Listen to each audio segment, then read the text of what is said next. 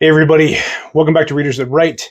Today I've got a pretty fun one, but we went a little bit simpler after the deep dive that was last week. So today we're going to talk about my top 10 sci-fi movies.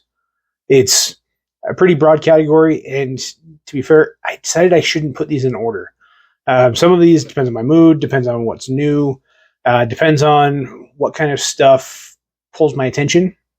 And we're going to keep this a little bit shorter as well, so that we don't take up too much of your time so you can go and watch these movies. If you've got favorite sci-fi movies, please let me know in the comments below. And don't forget to like and subscribe. If you do that, you will be seeing a lot more of these videos. We've got a bunch of really cool stuff planned, and I'm really excited to share that with you as well. So let's dive into these. Once again, not in order. These were in the order that came to my mind personally, although the very last one on this list is actually arguably number one, although the first one on the list is up there too. And mostly the last one's on there because of the whole franchise. Okay, first is Alien. Alien's a movie that I didn't always like. I wasn't a big fan of it growing up. It just didn't catch my attention. At the time, I was a big fantasy fan. My junior high and high school years were when Lord of the Rings were coming out, and Harry Potter was huge. So those were always what pulled my attention. But as I've gotten older, Alien has become a big part of what I enjoy in sci-fi movies. Yes, I'm aware it's borderline a thriller and a horror, more so than a sci-fi movie, but I like to count it here. Honestly, if I do horror movies, I will probably include it there too. It is one of my favorites. I love the kind of grimdark-esque aspect, even though that wasn't really a legitimate thing at the time. But yeah, that is the first one on the list. The next one, if I have Alien on the list, I have to put Predator right next to it. Also, it was kind of the same relationship as I had with Alien, where I didn't like it growing up, but I've since come around to it. I do really enjoy that as well. Some of the newer stuff, not so much, but I haven't watched the newest movie yet, so I can't speak to that one yet. Hopefully I'll have some time to do that. Number 3 on the list is my most recent favorite. It's the 2 Dune movies. They are a fantastic adaptation.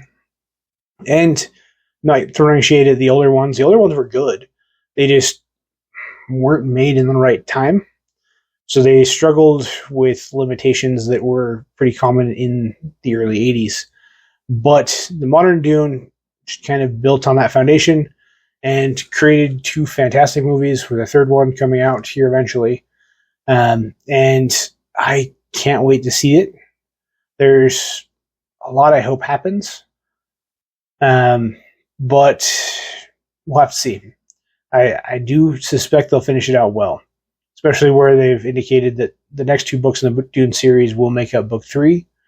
And I feel like that's a good ending point for the major movie franchise. But we will have to see.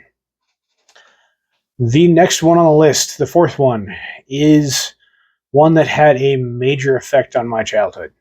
This was one of the staples that introduced me to real science fiction, especially in movie format, along with Ender's Game and Battlefield Earth, as a reader. And that is Independence Day. I absolutely love that movie. It honestly has one of the best presidential speeches of all time, given by someone who's not actually a president. But if you ask anybody for the top 10 presidential speeches, this speech is almost always on there. Now, if you haven't seen Independence Day yet, why? But you now have plans for July 4th. Watch it. It is worth it. It is fantastic. It's become a running thing with some of my friends to watch that on July 4th if at all possible, or close to it. And it's a really fun tradition for me and something that I really, really enjoy doing. So, Independence Day, please put that on your list. The next, The Fifth Element. This kind of falls in the same category as Alien and Predator. When I initially watched it, I wasn't a huge fan. I do really enjoy it now, though. Next is another one that, for most sci-fi fans, is an obvious one, and that's The Matrix. It is fantastic. I love the entire premise. It's one of those movies that, as an author, my brain gets going with all of the cool things I can do, or twists or ideas that are sparked from that movie. It is insane. And the next one kind of falls into that same category, and that is The Terminator. The first one, it kind of goes downhill from there. There are some good movies in the mix later on, but mostly the first one. I thoroughly enjoy it, and the idea engine that it creates when it gets going is fantastic. That's honestly the case for a lot of these movies on this list. They trigger my mind to come up with other stories, tangential stories, a what-if scenario, and things like that. It's one of the things I enjoy most in movies. Either A, so good that I completely forget about my writing and I can relax, or B, it triggers my creativity and I run wild. And those two things are what I look for in a movie. The next one is one of the first kind, the so good it lets me shut my brain off for a while. Star Trek II, Wrath of Khan. It is by far the best Star Trek movie in existence. There have been some attempts to remake it that were okay. They just were going up against the original. And that is the one struggle point that movie really had, or the remake of Wrath of Khan really had. But I'm referring to the first one. As a Star Trek fan, I'm not a big fan of Jim Kirk. He's good, but he's probably my least favorite captain. But Spock, that's my guy. He's probably my favorite Star Trek character of all time. And his story arc throughout Wrath of Khan is amazing. It's one of my favorite story arcs in movies. This next one is the other category of movie for me, one that sparks my brain to run wild, and that is Starship Troopers. It is a fantastic movie.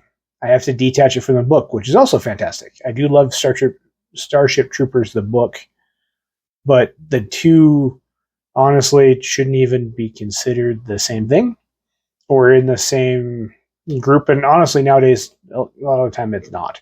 People will just straight up admit that they are not the same story. There is a baseline hint of a premise similarity, but beyond that, they are night and day different. They are wildly different stories. Both are good, but honestly, calling Starship Troopers the movie an adaptation of the book is a disservice to both of them. I didn't know it was an adaptation of a book when I first saw it, and I thoroughly enjoyed it. It's one of the things that pulled me in the military sci-fi direction, and it's something I have really enjoyed watching. But yes, we have to divorce the book and the movie. Maybe I'll do a book review on the book here when I reread it. I've got a bunch of those coming, and I'm super, super excited about them. And the last one is Star Wars. I grew up during the prequels. I absolutely love the prequels. They have some major flaws, yes, but they are still fantastic. I still put the originals in front of the prequels, in my personal opinion, but I absolutely love those six. Struggle with the last three. Even The Force Awakens I actually liked. But I will say that rant for later. Those are my top 10 science fiction movies, or in a couple cases, not individual movies, but series or broader universes. So, if you like those, make sure you check them out and let me know below if I missed anything or if you have a favorite sci-fi movie that you love and you want to recommend. I am always game for good sci-fi movies. That is my absolute binge moments when I do have time to sit down and watch them. So I would love any recommendations. And once again, don't forget to like and subscribe. We have a lot of really, really, really fun stuff coming. I've got several book reviews coming, and I've got a few more Warhammer videos that I've got planned as well. So stay tuned, and we'll see you guys next time.